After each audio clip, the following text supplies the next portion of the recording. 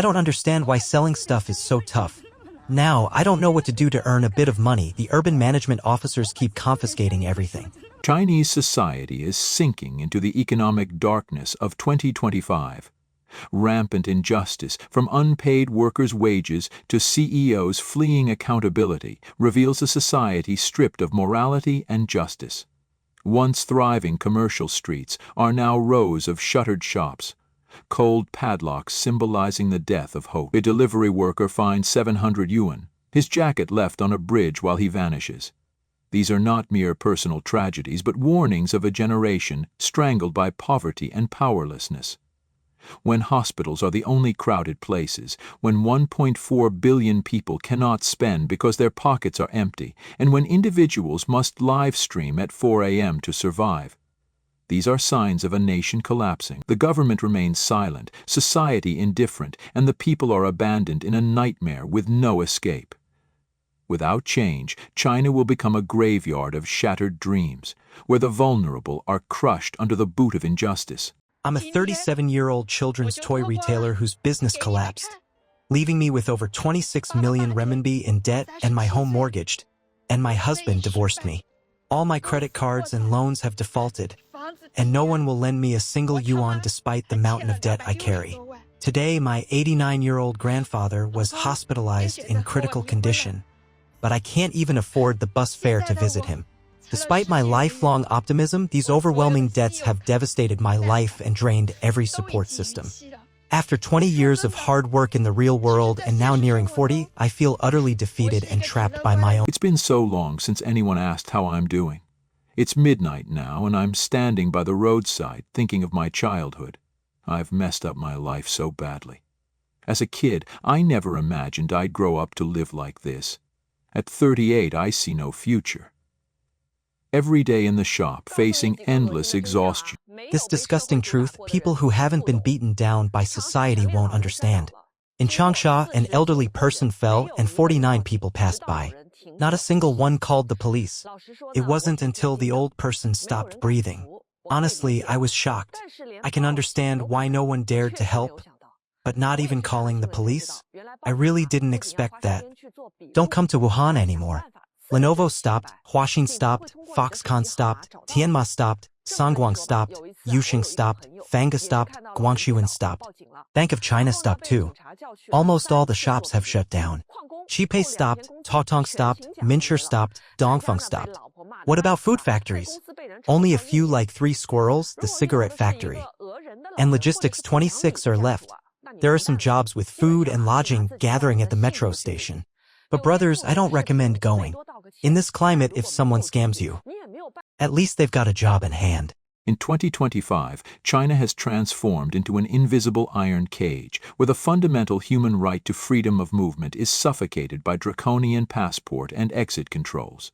From suffocating paperwork demands and invasive interrogations to outright refusals to issue passports without explanation, the authorities are turning a basic right into a privilege reserved for a select few. Heart-wrenching stories of young dreamers yearning to explore the world, teachers denied the chance to broaden their horizons, and Xinjiang residents treated as criminals, expose a chilling reality. Individual freedom is being imprisoned under the pretext of national security.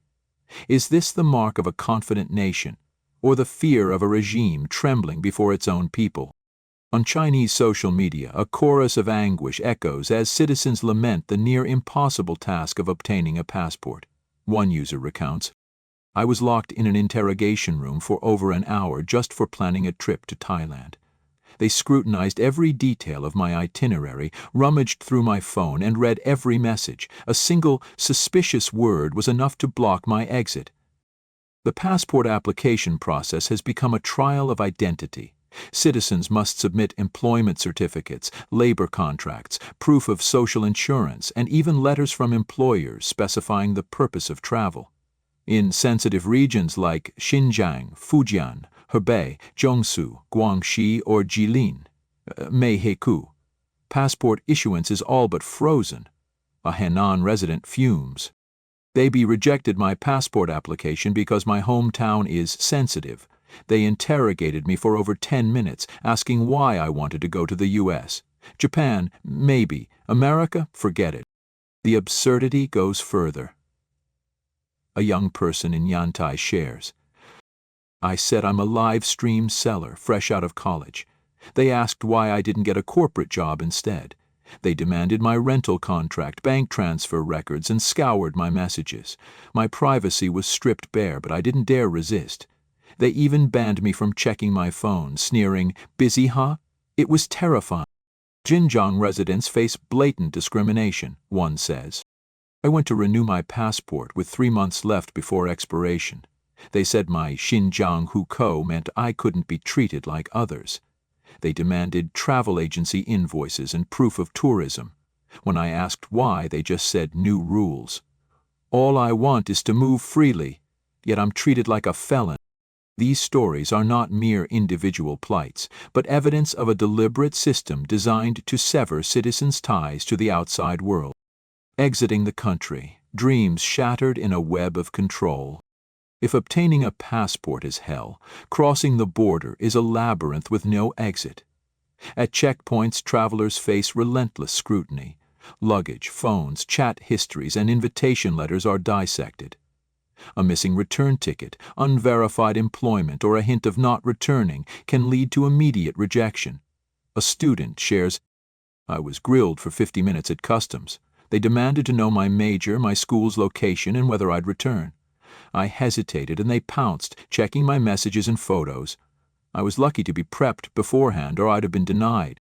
The vague notion of unclear travel purpose is weaponized to bar citizens. A tourist with incomplete documents, a worker linked to overseas job chats, or a 30-year-old student with an unconvincing itinerary, all risk being flagged and banned. One person laments, I had a valid visa and ticket, but because my 9-day trip only included 2 nights hotel bookings, they deemed my purpose unclear and stopped me. My ticket, visa, and efforts gone in an instant. Even returnees aren't spared. One recounts, coming back from Hong Kong to Shenzhen, my passport was flipped through 4 or 5 times, despite just a few trips abroad. They inspected my travel photos, shopping history, and trip plans. I felt like a criminal. These measures don't just spark outrage, they beg the question. Why does a nation proud of its might fear its citizens seeing the world? Are they afraid of comparisons that reveal uncomfortable truths? Teachers and civil servants, visions locked away. The restrictions don't spare ordinary citizens, teachers, civil servants, doctors, or state-owned enterprise workers. In many regions, teachers must surrender their passports and are barred from traveling during holidays, their only window of freedom. One teacher rages, read 10,000 books, travel 10,000 miles. That's the ideal of education. So why are we, who need global perspectives to inspire students, banned from traveling abroad? The state funds teacher training overseas, but blocks us from exploring the world on our own dime. What is this contradiction? The national security excuse rings hollow when applied to teachers, who hold no state secrets. One asks, what do they fear I'll leak? Lesson plan secrets? Why are Beijing teachers free to travel, while we in the provinces are not? Rules vary by region. Where's the justice? Civil servants, doctors, and state enterprise workers face similar fates. Passports are confiscated and personal trips are tightly monitored. One says bitterly, I just want to travel and broaden my mind, but I feel like a prisoner in my own country. The passport crackdown is no mere bureaucratic issue. It's a sweeping strategy to isolate citizens from global ideas, cultures, and opportunities. The regime fears that exposure to freedom and prosperity abroad will lead citizens to question the system at home. A Xinjiang resident fumes, I'm an adult, responsible for myself. My passport proves I'm Chinese, so why can't I move freely? They demand travel invoices, return tickets, proof I'll come back. Even my mother doesn't control me like this. These restrictions blatantly violate the right to freedom of movement enshrined in the Universal Declaration of Human Rights, eroding trust in the government.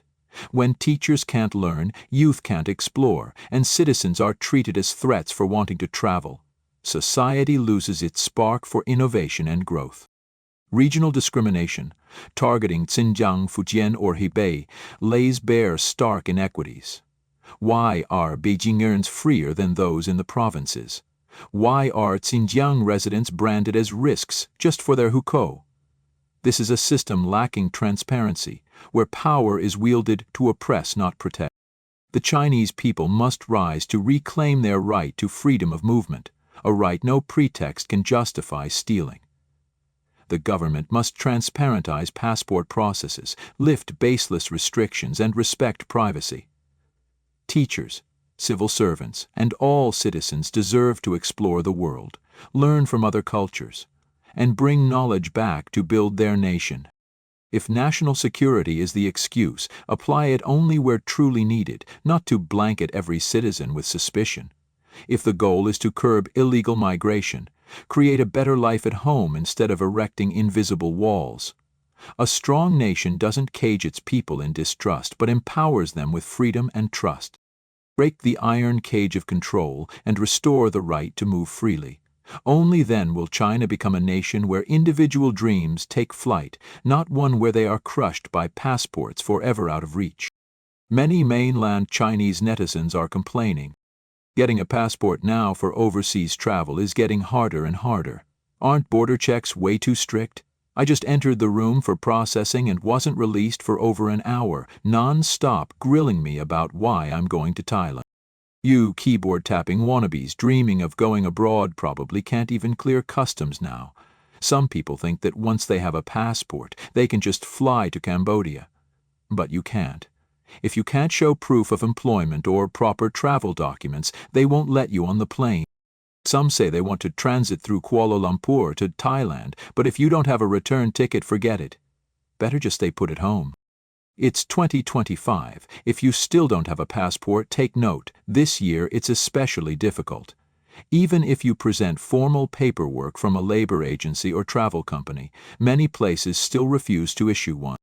If your region hasn't yet been restricted, listen to me, rush to get your passport now. If it's already restricted, like in Gaocheng, Donghai, Tieling, or various parts of Guangxi, you need to inquire immediately and get it done while you still can.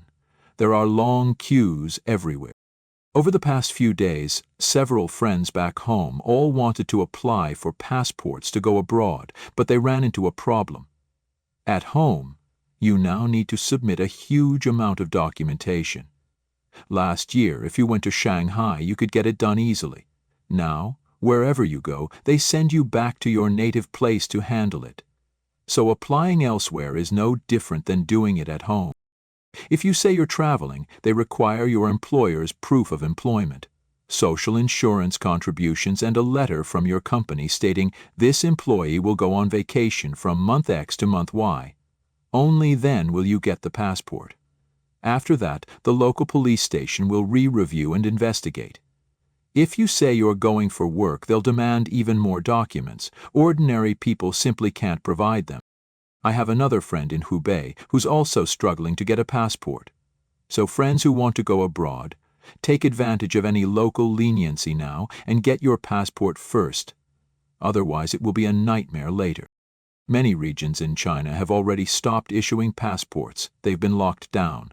Places like Gaocheng and Baoding in Hebei, Donghai and Jiangsu, Guangxi, Fujian and Qinghai are all off limits. Why? A friend from Xi'an showed up yesterday and was refused because his hometown is considered a sensitive area. They questioned him for over 10 minutes, and when he said he was going to the U.S., they wouldn't issue it. Under those circumstances, if you say you're going to Japan, they'll think you're fleeing. Don't say you're going to America when you apply, trust me. I don't know what the officers are asking you. When they questioned me, they drilled into every detail. What's your job? I said I'm a live stream sales host. They asked, you just graduated? I said, yes. And you're renting in Yantai? You have no home. Why would a fresh graduate choose to sell products online instead of finding a normal job? Then they wanted my rental agreement and showed them my transfer records with the landlord. They even scrolled through my chat history and asked if looking at my messages was a privacy violation. I don't feel violated, but when I gave my fingerprints, I thought I pressed correctly, and they still made me press again. Then they wouldn't let me look at my phone because they said I was busy messaging someone they didn't understand. I didn't dare check. It was so terrifying. As a Xinjiang native, I felt I'd broken some law. Wherever I go, I get treated like this? It's so pitiful. My passport expires in 3 months, and they require about 6 months minimum validity to issue a new visa. Otherwise, you can't get a new visa. So I have to start renewing 3 months ahead. When I went to the Exit Entry Bureau, they saw my Xinjiang ID and said I couldn't just renew like a local resident. I had to supply proof of travel bookings, travel agency invoices, and a mountain of other papers. The first time I did it in Beijing, it wasn't a problem. Why is it so hard now? They said they changed the rules. Now they might even demand a tour operator invoice to prove you actually intend to travel. I thought, I'm not going to a group tour. I'm an adult responsible for myself. A passport proves I'm Chinese and have freedom of movement. Yet they still boss me around like I need my mother's permission. They tell me where I can't go and insist on invoices. Even if it's a self-guided trip, they want evidence that I'll return. I felt like screaming. Have you noticed? Many places no longer issue passports at all. Some regions will even stop you at departure despite a valid visa and ticket. With no reason, they simply won't let you board. So if you want to go abroad, first and foremost, get your passport in hand, regardless of whether you'll actually use it later. It's 2025. You can't just decide to go out anytime you please. Even teachers, civil servants, doctors, and public sector employees face similar constraints. I've heard teachers in Beijing aren't restricted, but in other provinces they must surrender their passports over summer break. Why? Official regulations target only high-level cadres, not teachers. Yet local authorities keep adding layers of restrictions. If it's for national security, fine. Yet why don't Beijing teachers have to comply? In short, border checks have become extremely rigorous. You can be grilled for half a day, have your messages and photos searched, and only then allowed to board or be turned back. Going abroad in 2025 is no longer easy. I've been turned away twice already.